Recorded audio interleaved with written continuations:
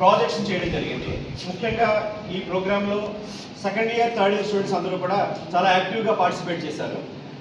ఈ ఒకే రోజులో స్టూడెంట్స్ అందరూ కూడా 300 ప్రాజెక్ట్స్, లైవ్ ప్రాజెక్ట్స్ని, రియల్ టైం ప్రాజెక్ట్స్ని చేయడం జరిగింది. ఈ ప్రాజెక్ట్స్ అన్నీ కూడా బాగా రూరల్ ప్రాంతంలో ఉండేటువంటి ప్రజలకు ఉపయోగపడేటట్టు అనమాట. ఈ రోజుల్లో ఏఐ అనేది చాలా ఇంపార్టెంట్ టాపిక్ అని మారింది. ఏఐని మనం చాలామంది స్టూడెంట్స్ ఏమనుకుంటున్నారంటే ఏఐ వస్తే మన జాబులు పోతాయి, ఎంప్లాయ్మెంట్ తగ్గిపోతుంది అనుకుంటున్నారు. కానీ మా స్టూడెంట్స్ ఈరోజు ఏం చేసి చూపించారంటే ఏఐని మనం ప్రాపర్గా వాడుకుంటే ఈ రూరల్ ఏరియాలో ఉండేటువంటి సమస్యలు కానీ ఎలా సాల్వ్ చేయొచ్చు, ఎలా తేలిగ్గా సాల్వ్ చేయొచ్చు. ఏఐ అసిస్టెన్స్ కనుక తీసుకున్నట్టయితే ఒక ప్రాజెక్ట్ మూడు నెలలు 4 నెలల్లో చేసేటువంటి ప్రాజెక్ట్ని ఒక రోజులో ఎలా చేయొచ్చు అనేది మా స్టూడెంట్స్ అందరూ చేసి చూపించారు. కామన్గా ఏంటంటే ఇంజనీరింగ్ కాలేజీలో ఫైనల్ ఇయర్లో ఒక సెమిస్టర్ అంతా కూడా ప్రాజెక్ట్ వర్క్ చేస్తారు.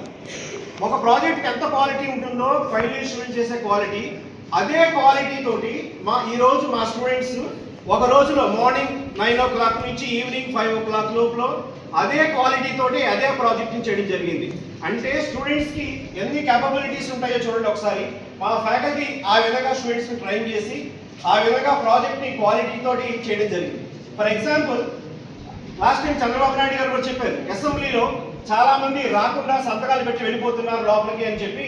ఆయన ఏమన్నారంటే లోపల ఫేస్ రికగ్నిషన్ ద్వారా కెమెరా తోటి ఎవరెవరు ప్రజెంట్ అయ్యారు ఏంటి, ప్రతి ఎవ్రీ 1 hourకి కూడా ఎంతమంది ఉన్నారో ఏంటో చేసేటువంటి ప్రాజెక్ట్ ఇంప్లిమెంట్ చేస్తామో అన్నారు. దాన్ని స్ఫూర్తిగా తీసుకుని మా స్టూడెంట్స్ జస్ట్ ఆ రోజు మార్నింగ్ ప్రాబ్లం ఇవ్వడం జరిగింది, ఈవినింగ్ స్టూడెంట్స్ ఆ యాప్ని తయారు చేయడం జరిగింది అనమాట. అంటే స్టూడెంట్స్ని ఎన్ని పొటెన్షియల్ ఉందో చూడండి ఒకసారి.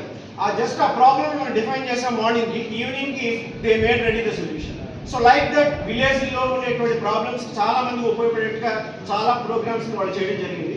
రియల్లీ నేను ఇంజనీరింగ్ కాలేజీ ప్రిన్సిపల్గా మా స్టూడెంట్స్ని, మా faculty, computer science department faculty అందరినీ కూడా మనస్ఫూర్తిగా అభినందిస్తున్నాను ఈ వర్క్ చేసినందుకు. Thank you very much for this.